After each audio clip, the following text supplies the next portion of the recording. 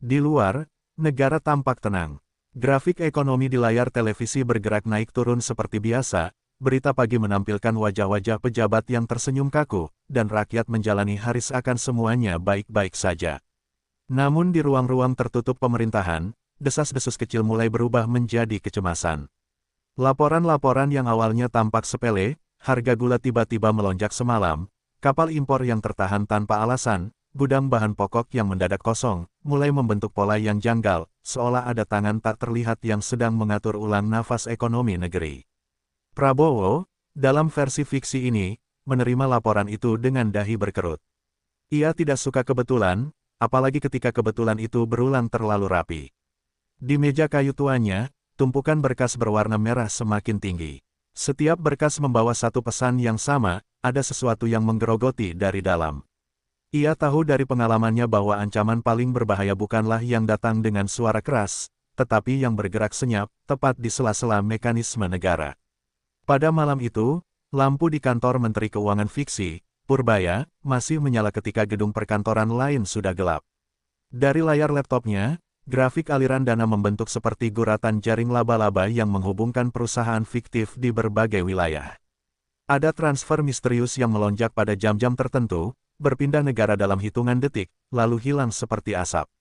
Semakin ia menelusuri, semakin terlihat bahwa ini bukan aksi liar satu dua oknum, ini sistem terstruktur, tertutup rapat. Sementara itu, Amran, dalam cerita fiksi ini sebagai penjaga lumbung negara, mencium bau busuk dari pasar pangan. Harga bawang naik dalam semalam, truk-truk distribusi melambat seperti ada komando dari pusat gelap, dan para pedagang kecil mengeluh stok mereka tiba-tiba tidak dikirim. Ini bukan gejolak normal, gumamnya. Ada pihak yang sengaja menekan suplai untuk menciptakan kekacauan yang menguntungkan segelintir orang saja. Di kantor kejaksaan, Burhanuddin Fiksi memeriksa kasus yang tampak tidak berhubungan, penyelundupan kecil, izin perusahaan yang bermasalah, dokumen investasi yang dipalsukan. Namun ketika ia menautkan semuanya, satu demi satu jejak itu menuju simpul yang sama, sebuah jaringan yang bekerja diam-diam, menyusup ke setiap celah birokrasi. Ia menyadari bahwa musuh yang dihadapi bukan sekadar mafia biasa, melainkan entitas licin yang telah lama menjadikan negara sebagai mesin penghasil keuntungan pribadi. Ketika para tokoh ini akhirnya duduk dalam satu ruang pertemuan yang hening, suasana terasa menekan. Mereka membawa potongan-potongan puzzle yang berbeda, pangan, fiskal, hukum, stabilitas ekonomi. Namun ketika potongan itu disatukan, gambaran besar perlahan muncul. Negeri yang terlihat stabil di permukaan ternyata sedang ditarik tali temali oleh kekuatan gelap yang sudah menancap terlalu dalam. Mereka bukan hanya mengatur harga, tapi juga mengatur kesempatan, mengatur aliran uang, bahkan mengatur siapa yang boleh gagal dan siapa yang harus jatuh. Dalam keheningan itu, satu kesadaran muncul, ini bukan lagi urusan kementerian masing-masing. Ini adalah perang, perang yang tidak akan disiarkan televisi, tidak akan dibahas di rapat terbuka, dan tidak akan diberi tepuk tangan. Perang yang harus dimulai dari ruang gelap, tempat musuh selama ini bersembunyi. Dan di momen itulah retakan pertama muncul, bukan di ekonomi, bukan di politik, tetapi di tembok tebal yang selama ini menutupi kebenaran. Retakan itu kini mulai membuka jalan bagi cahaya. Malam itu, kantor Kemenkeu yang biasanya riuh berubah senyap seperti museum tua. Purbaya duduk di depan layar raksasa berisi ribuan titik data yang bergerak pelan, aliran dana, nilai impor, distribusi komoditas, dan transaksi. Lintas batas. Dengan setiap klik, grafik-grafik itu berubah menjadi pola yang semakin mencurigakan. Ada jalur uang yang berulang, berpindah dari satu perusahaan cangkang ke perusahaan lain, lalu kembali ke dalam negeri melalui celah-celah peraturan yang bahkan tak semua pejabat memahaminya. Ini bukan pola orang sembarangan. Ini arsitektur kejahatan yang dirancang oleh otak yang tahu persis anatomi ekonomi negara. Ketika ia memperbesar salah satu grafik, muncul satu perusahaan fiktif yang hampir tak memiliki catatan publik, namun memegang kendali atas jutaan ton bahan impor.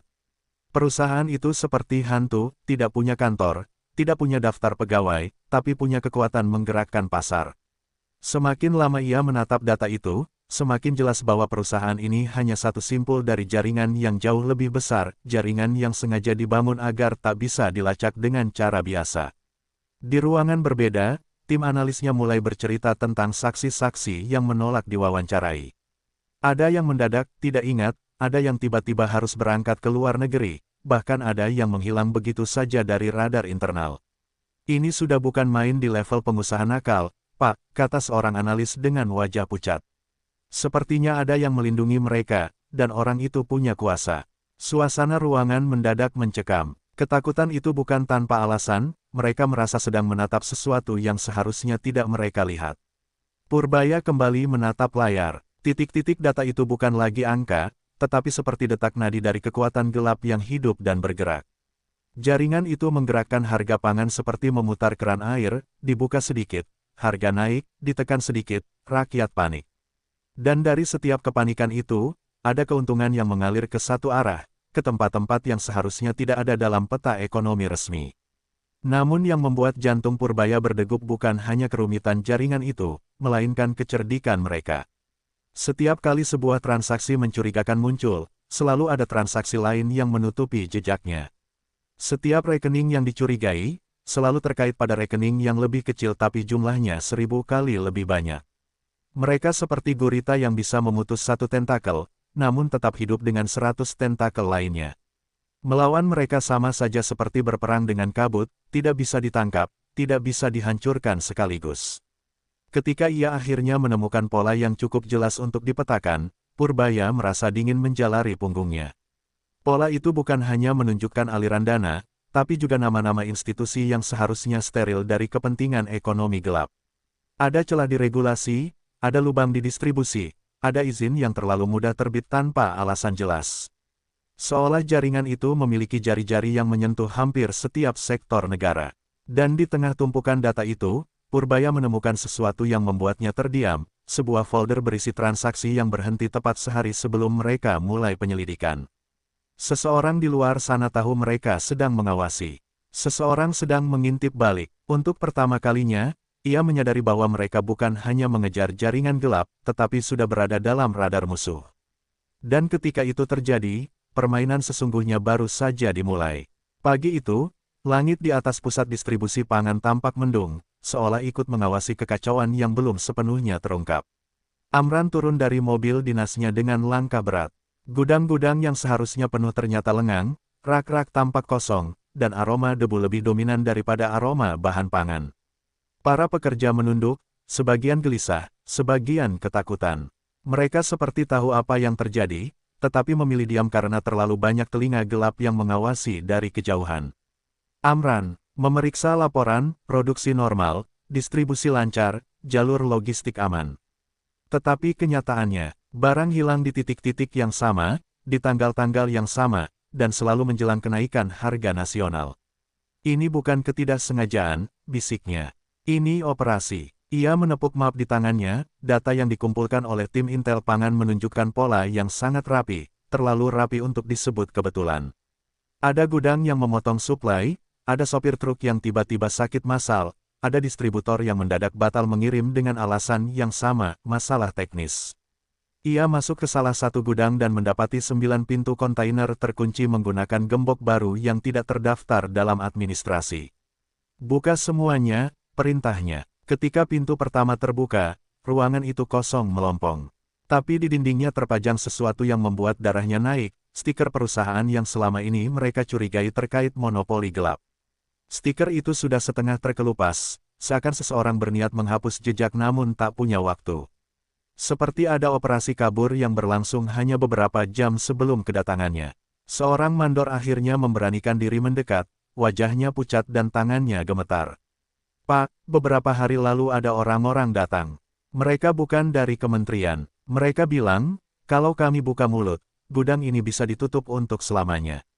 Amran mengepalkan tangan. Ancaman semacam itu hanya mungkin dilakukan oleh kekuatan yang punya backing besar, baik uang, jaringan, maupun politik. Ini bukan lagi permainan harga. Ini intimidasi terorganisir. Ketika ia memeriksa CCTV, rekamannya rusak, semua rekaman dari 1 minggu terakhir hilang. Dimatikan dari pusat, ujar teknisi. Pusat, tidak mungkin dilakukan oleh orang gudang. Ini butuh akses ke jaringan lebih tinggi. Seketika Amran merasakan tekanan besar di dadanya, musuh telah menyusup jauh lebih dalam dari dugaan mereka. Jika distribusi pangan saja bisa dikendalikan, apalagi yang sedang dimonopoli di balik layar.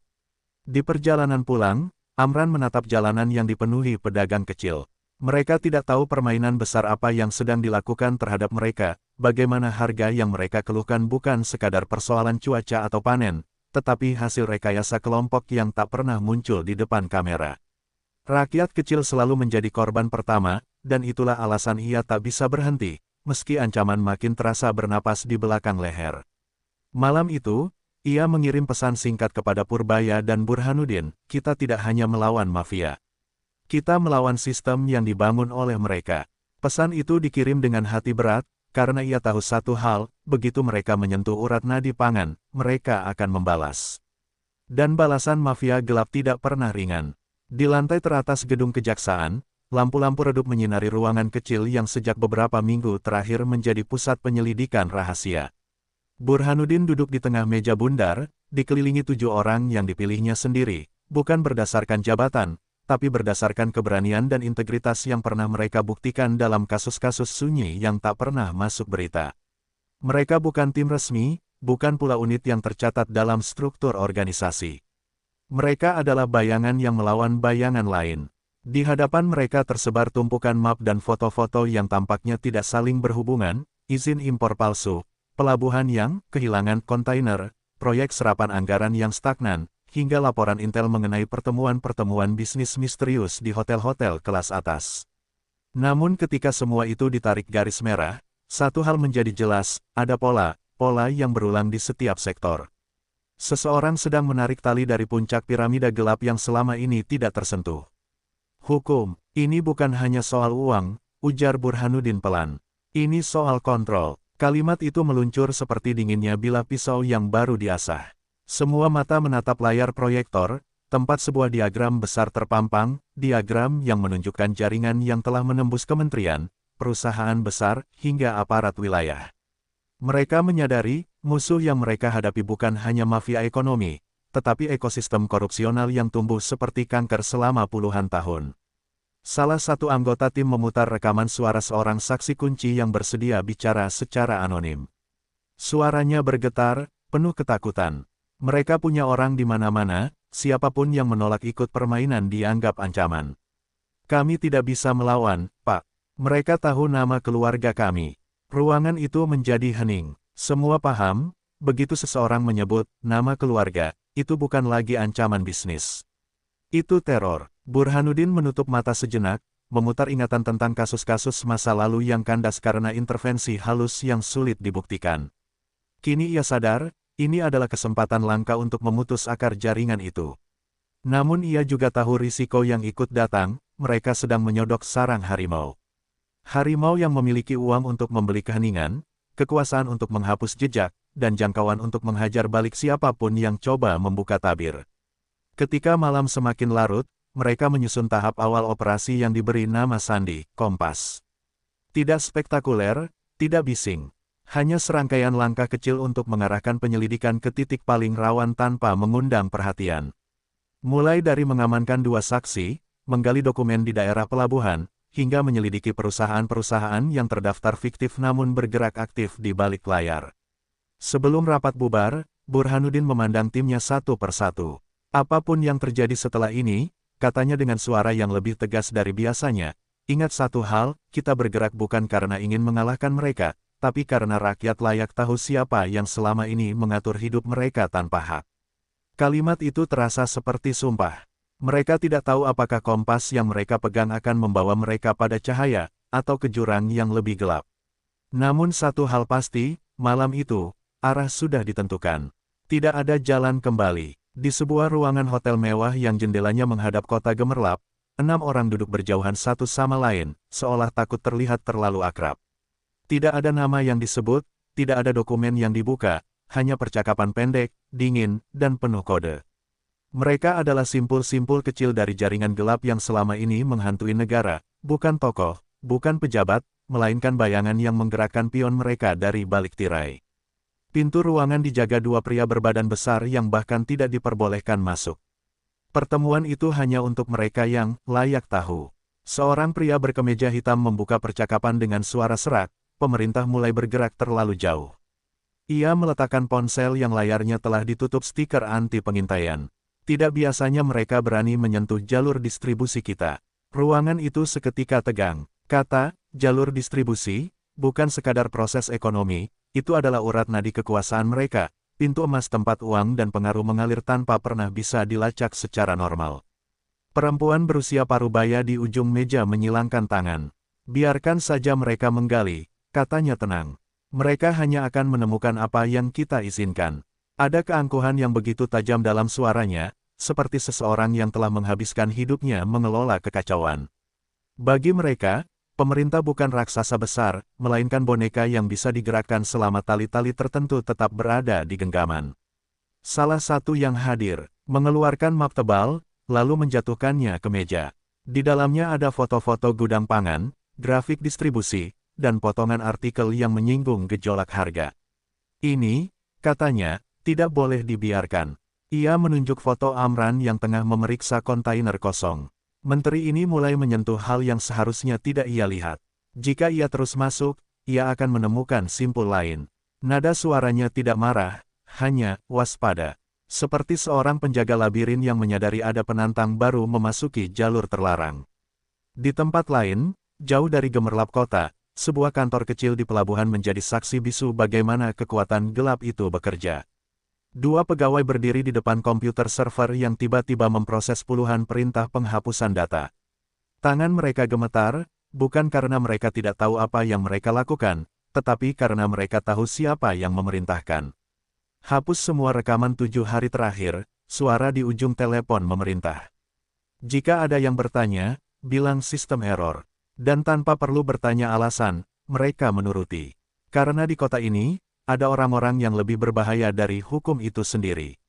Mereka yang bergerak dalam jaringan gelap itu tidak butuh pangkat, tidak butuh panggung. Mereka tidak dikenal publik, tapi mereka dikenal oleh orang-orang yang ingin bertahan hidup. Itulah kekuatan terbesar mereka, anonimitas. Tanpa wajah, tanpa nama, tanpa jejak. Bahkan jika satu dari mereka jatuh, jaringan tetap hidup, bercabang, dan berkembang seperti organisme yang tidak pernah mati. Di malam gelap itu, ketika pertemuan rahasia selesai, salah satu dari mereka berdiri sambil menatap jendela. Biarkan pemerintah mencoba, katanya dengan suara yang hampir seperti bisikan. Mereka pikir ini perang, tapi mereka tidak tahu bahwa kita sudah berada selangkah di depan. Ia tersenyum tipis, senyum yang lebih dingin dari angin malam, karena ia tahu satu hal, pemerintah baru saja memasuki permainan yang aturannya tidak pernah mereka buat. Dan musuh yang mereka hadapi adalah musuh tanpa wajah, yang tidak pernah bermain untuk kalah. Malam itu, kota tampak seperti biasa, macet, bising, penuh lampu. Namun di balik kesibukan itu, sesuatu sedang bergerak perlahan seperti ular yang merayap di bawah bayangan. Sejak Amran membuka gudang kosong dan Burhanuddin memulai operasi kompas, serangan balik jaringan gelap mulai terasa, halus tapi mematikan. Di media sosial, muncul ribuan akun baru yang menuduh pemerintah gagal menjaga harga. Di televisi, analis-analis yang entah dari mana mulai bicara tentang ketidakstabilan. Tidak ada yang menyebut mafia, tidak ada yang menyebut manipulasi. Namun narasinya jelas, pemerintah sedang kacau. Purbaya menjadi sasaran pertama. Setiap data yang ia keluarkan diragukan, setiap kebijakan diputarbalikkan. Ada berkas-berkas internal yang bocor entah dari mana, bukan rahasia negara, tetapi potongan-potongan yang sengaja dibentuk agar terlihat buruk. Mereka sedang mengaburkan pandangan publik, ujar salah satu analis. Jika rakyat tak percaya pada data, mereka tidak akan percaya pada pemerintah. Serangan ini bukan soal angka, ini soal psikologi massa. Di waktu yang sama, sabotase digital mulai menghantam. Sistem pemantauan distribusi pangan menampilkan angka yang kacau, server beberapa kementerian tiba-tiba overload, dan data-data logistik hilang hanya dalam beberapa detik. Para teknisi bekerja tanpa henti, tapi setiap kali satu lubang ditambal, dua lubang baru muncul. Ini kerja profesional, kata seorang pakar IT dengan suara bergetar.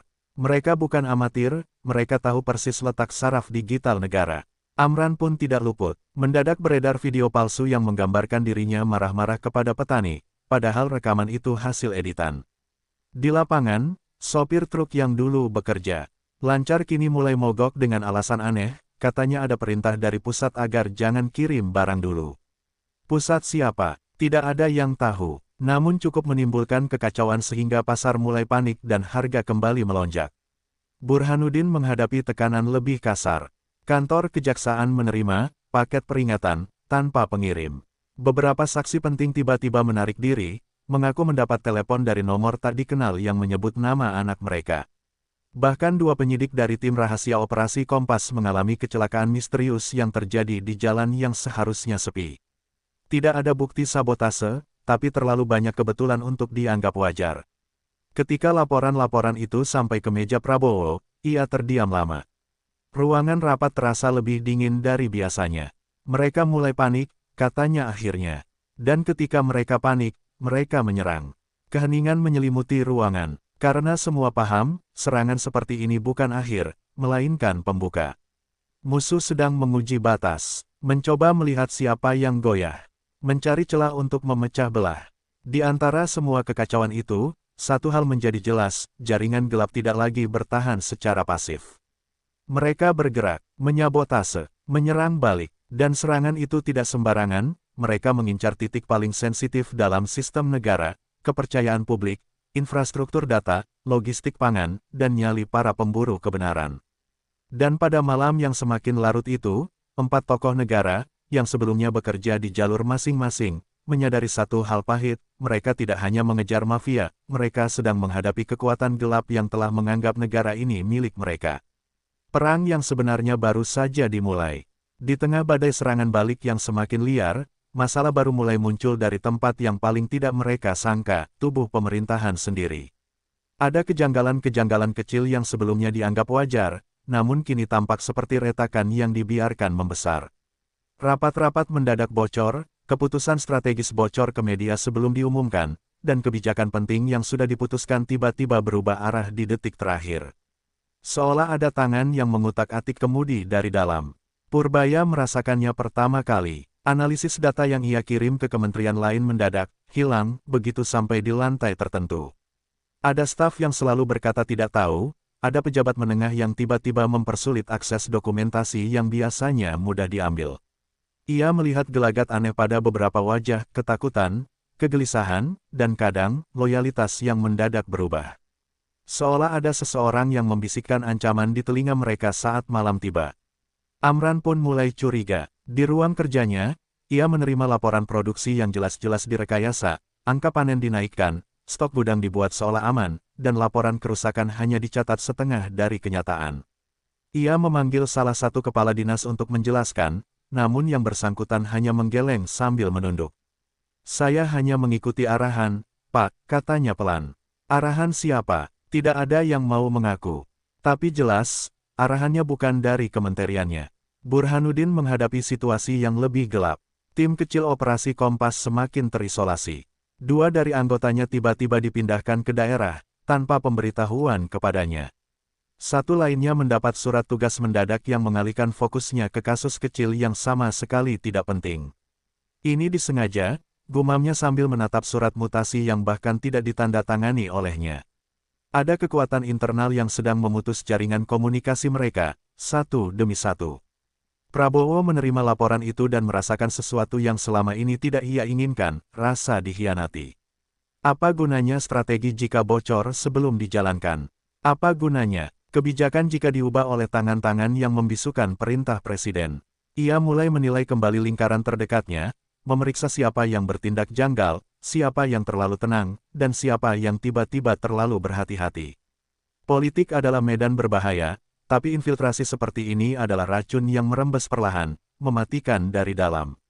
Pada puncak kekacauan itu, muncul satu kabar yang membuat ruangan rapat sunyi mendadak berat. Salah satu pejabat strategis yang selama ini membantu koordinasi lintas sektor mengundurkan diri tanpa alasan jelas.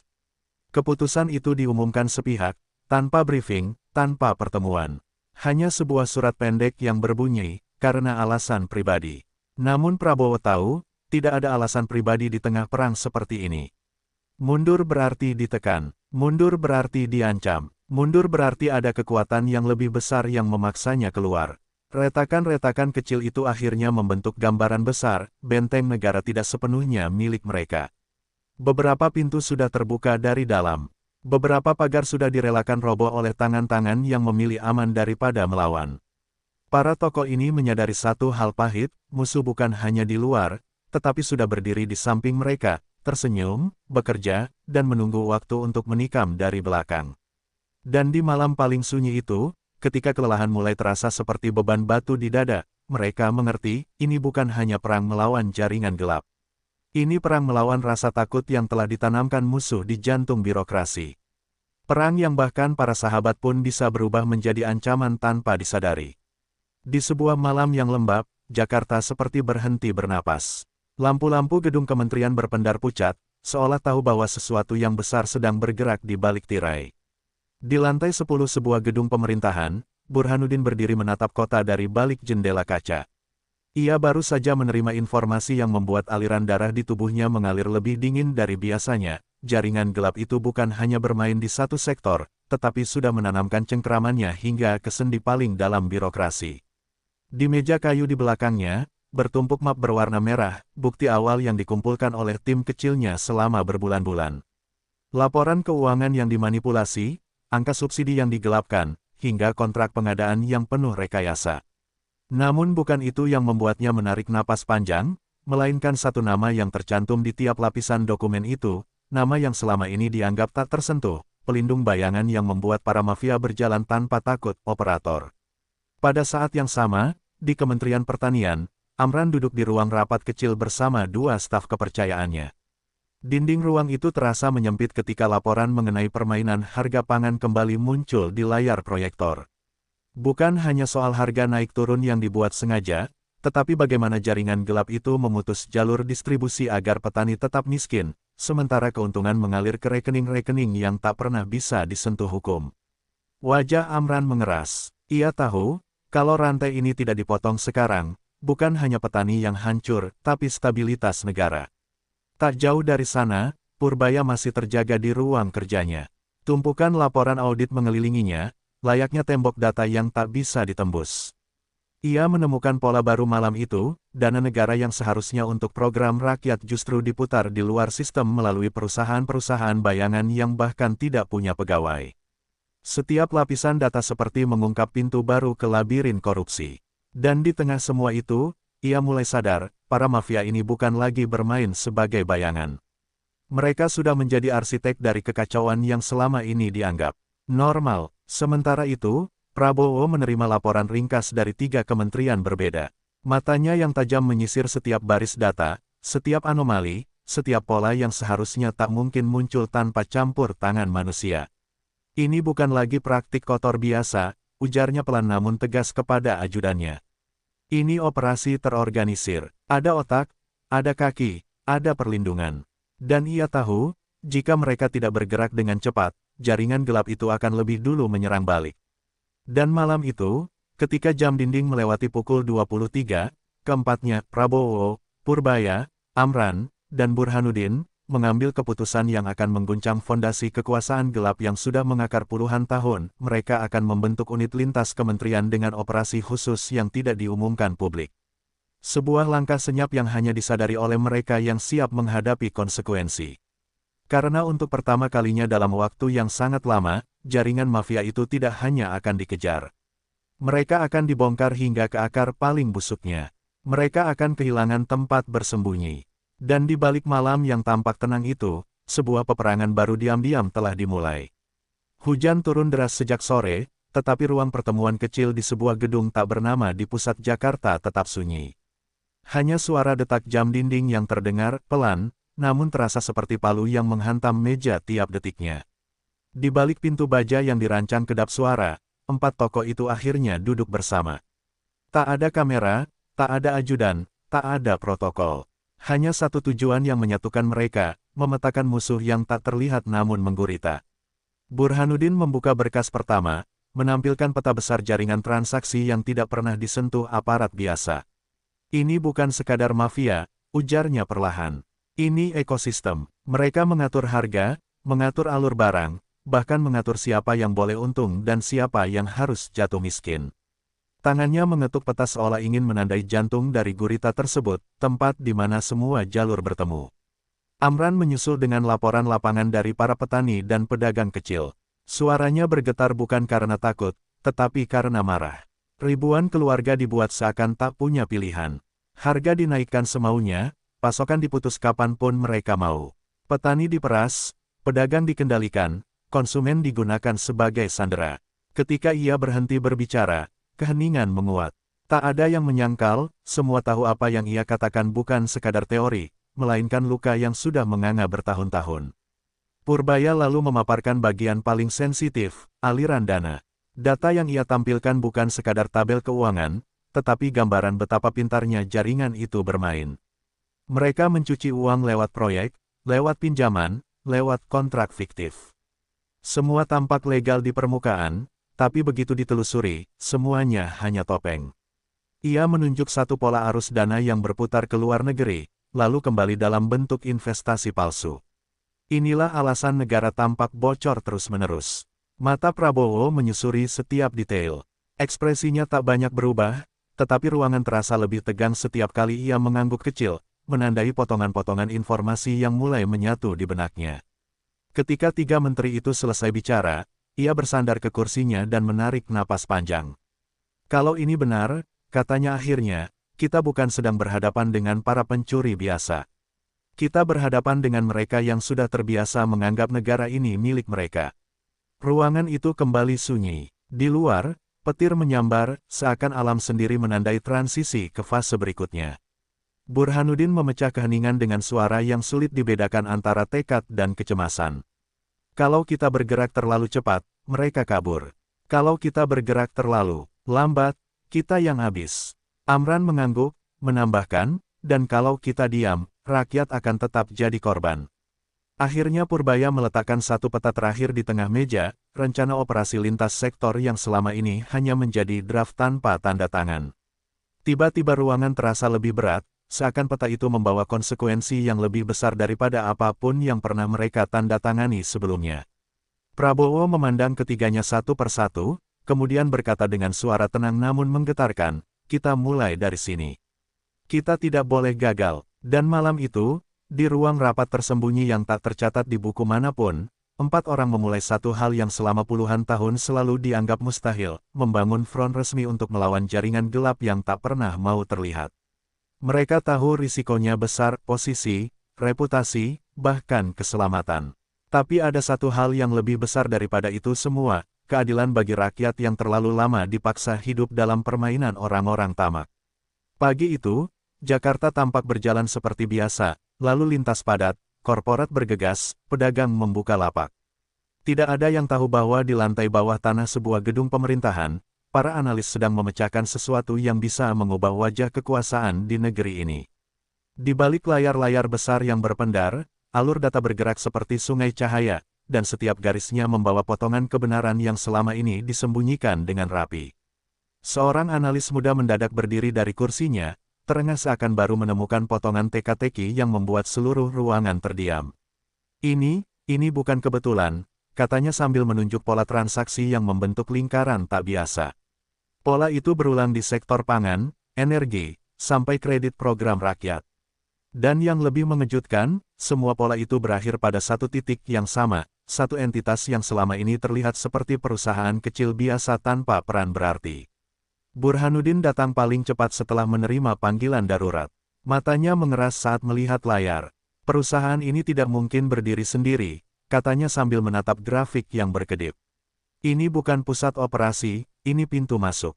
Dan begitu ia berkata demikian, semua orang di ruangan itu merasakan hal yang sama, mereka baru menyentuh kulit luar dari sesuatu yang jauh lebih besar. Di kantor Kementerian Pertanian, Amran menerima laporan yang membuatnya terdiam cukup lama. Ternyata, para petani yang selama ini menjadi korban permainan harga selalu dipaksa mengambil pinjaman dari tengkulak yang namanya berbeda-beda, tetapi semua tengkulak itu mengambil modal dari sumber yang sama dengan perusahaan pusat yang baru ditemukan tadi. Ini bukan sekadar kartel, gumamnya pelan. Ini orkestra yang dimainkan seseorang yang menguasai seluruh partitur. Sementara itu, Purbaya mencocokkan data perputaran keuangan yang ia temukan minggu lalu. Dan ketika ia melihat perusahaan yang sama muncul di saluran dana fiktif, matanya membeku. Ini bukan kebetulan, ini tangan yang sama. Ia kemudian menelusuri lagi aliran dana itu, lebih dalam, melampaui nama-nama perusahaan palsu, melampaui rekening asing yang sengaja disamarkan. Dan di ujung penelusuran itu, ia menemukan sesuatu yang membuat tengkuknya terasa dingin, sebuah kode transaksi berulang, menggunakan inisial yang sama di tiap sektor berbeda. Ketika semua temuan itu digabungkan di rapat sore itu, ruangan seketika dipenuhi ketegangan yang tak bisa dijelaskan. Prabowo mendengarkan setiap pemaparan tanpa memotong, namun sorot matanya berubah tajam sedikit demi sedikit. Artinya, kata Purbaya dengan suara berat, ada satu otak, satu dalang, satu sosok yang mengendalikan ini dari jauh. Amran menambahkan, dan ia punya akses, perlindungan, dan kekuatan yang tak mungkin dimiliki orang biasa. Burhanuddin menatap peta besar yang memenuhi layar. Di sana, semua garis data bertemu pada satu titik cahaya yang terus berkedip, tanda bahwa entitas itu aktif, bergerak, dan sadar akan ancaman. Kita tidak sedang mengejar mafia, katanya perlahan. Kita sedang mengejar maestro yang mengatur seluruh irama. Dan untuk pertama kalinya sejak operasi ini dimulai, mereka semua menyadari satu hal yang tak ingin mereka akui sebelumnya, jaringan gelap ini bukan hanya kuat, tetapi sangat siap menghadapi siapapun yang mencoba membongkarnya.